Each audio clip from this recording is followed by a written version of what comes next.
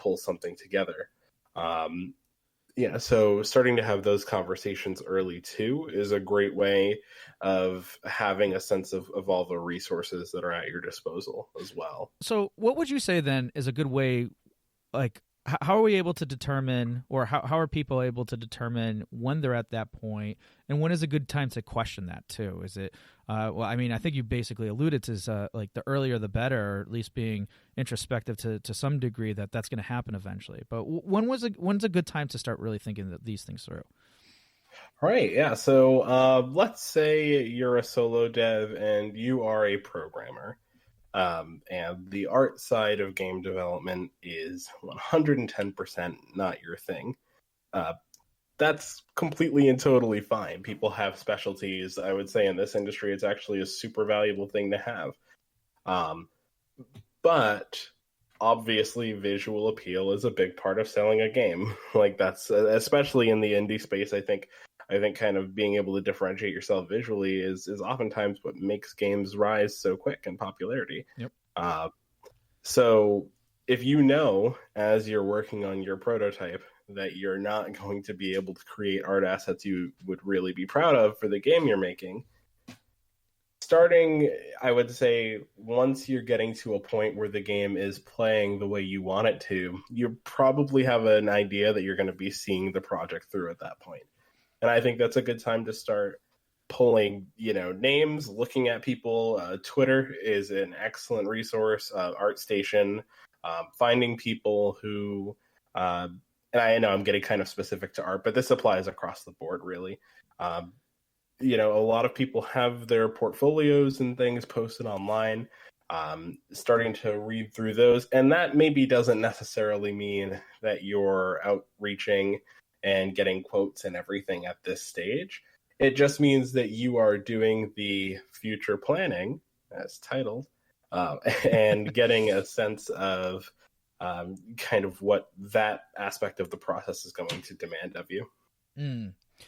No, very good. And you know what? And kind of on that topic, I want to shift it a bit though, but still in the sense of like, evaluation, self-evaluation, whether it's on the company, entity, probably specifically, the business side, or even like personally.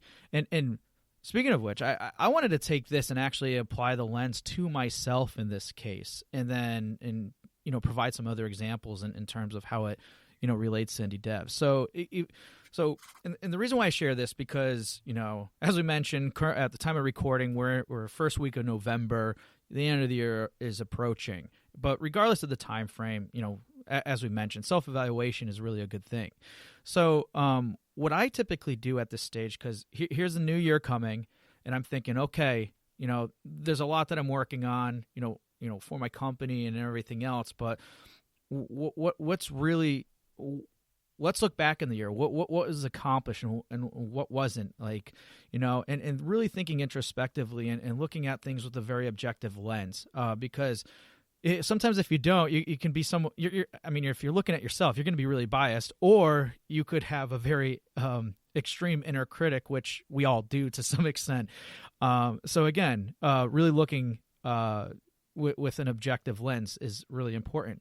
But what I like to do at this time, and I think is a good process for anybody to go through, is like really think about like, what have you accomplished? And again, really look at things objectively.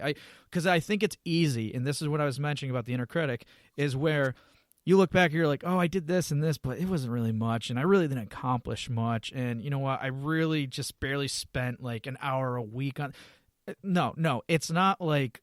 Do not look at things that way. Really sit down, think about what have you accomplished. And it's a really hard thing to do, especially for some people over others, to really look with that type of lens. But once you get there, and I would say the best way to do this is simple. List out your accomplishments. Even if they're little, just list them out. And you'll start seeing things, and you're like, okay. And what's that good for is, one, not only showing you where you are in your path on moving forward with your project, but it's also going to help you identify like where you're not. And then you can then dig down further and be like, okay, well, what was the reason like this? And then identifying those, like, what worked out well for you. If I were to apply this to my specifically, I think like one little thing, and it might not seem like much, but like the consistency that we're getting the podcasts out now, where as some of you might have noticed in the past that have been following us for a while, episodes were coming out kind of sporadically, right?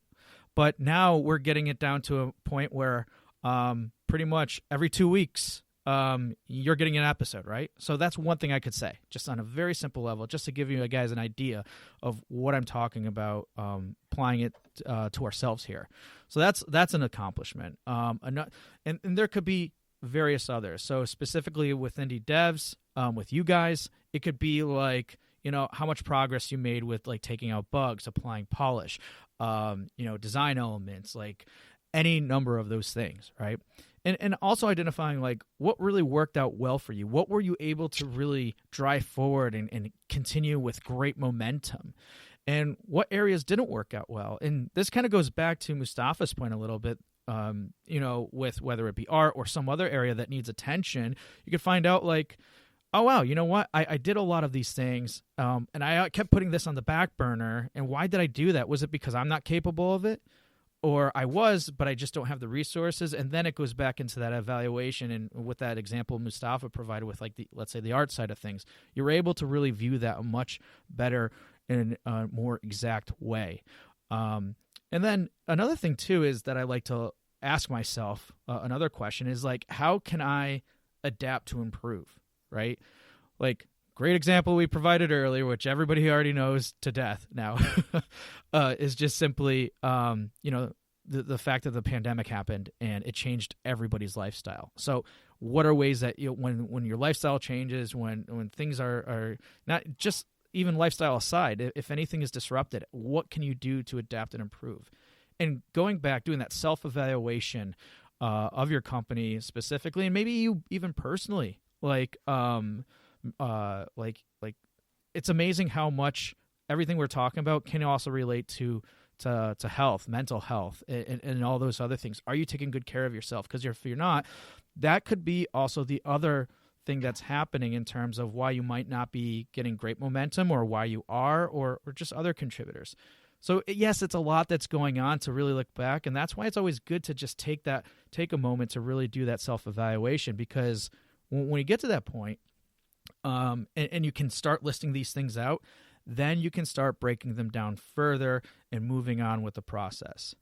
But I'll take a moment there. And Mustapha, is there like anything else you wanted to add to that, or any ideas that you had to kind of like shift that conversation, at least from the evaluation standpoint?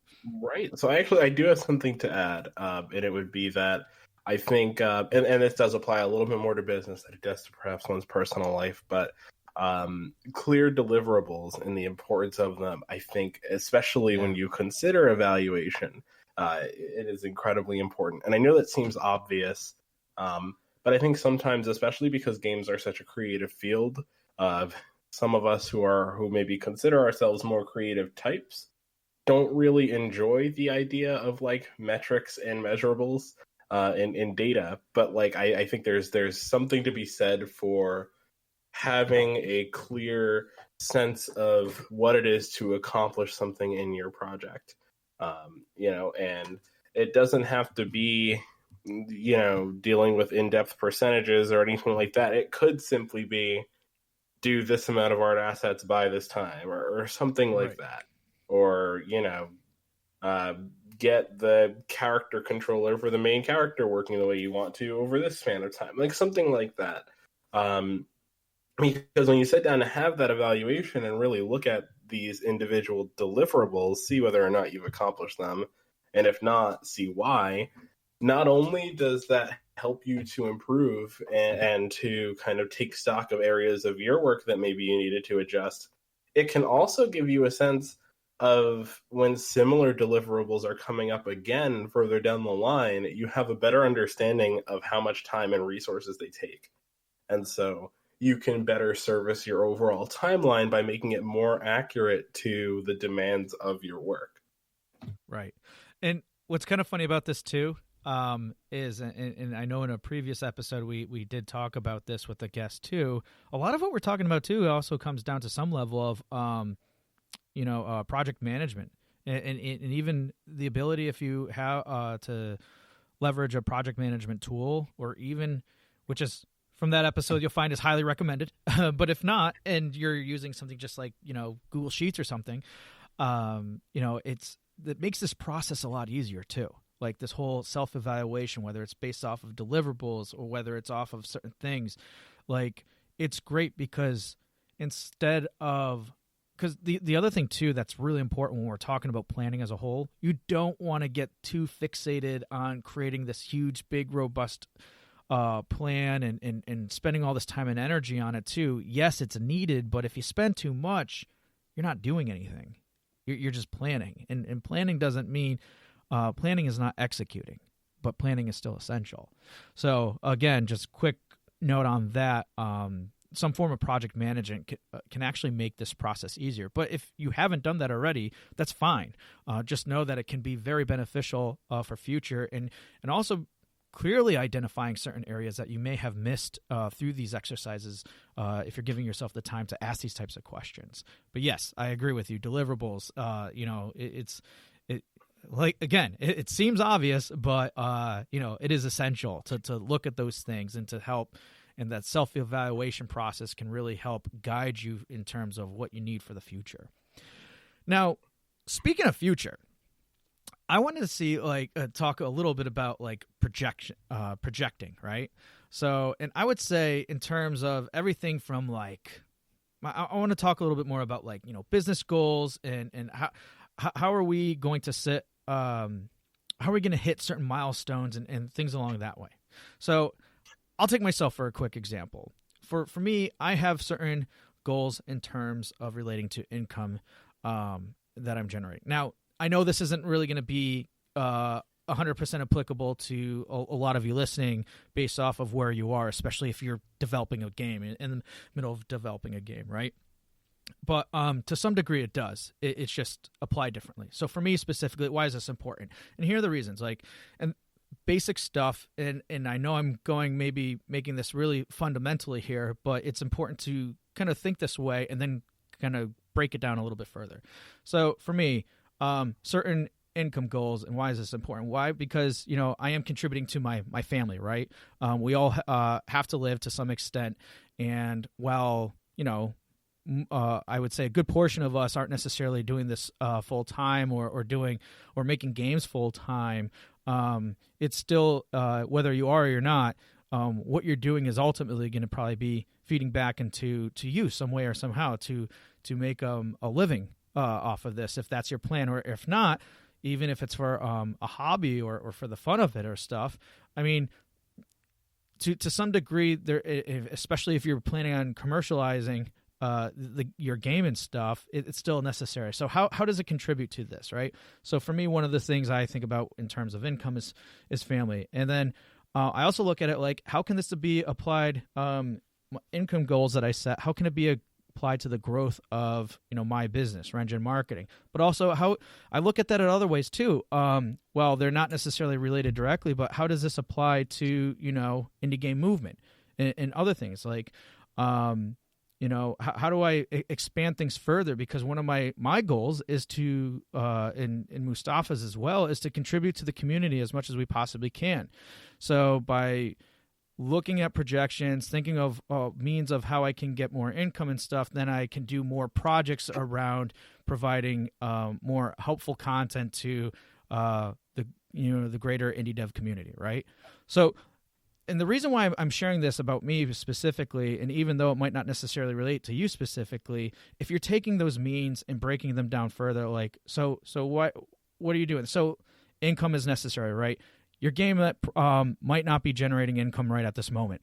So if that's the case, what are other means? Because you still need an income. So then it's a job. Maybe there's a side hustle or whatever, something else that you're doing. If you're a small indie dev studio and you are getting some money in from making games, it might not be making your own games right now at the moment. It could be doing side work or other work for other companies, making their games and stuff. I think one of our past guests, Neil Lorenza, you know, did that with this company, working for a lot of other companies, and now they're actually getting into publishing. And I think we shared both of those insights on previous interviews that we had with Neil. So again, it's going down into those certain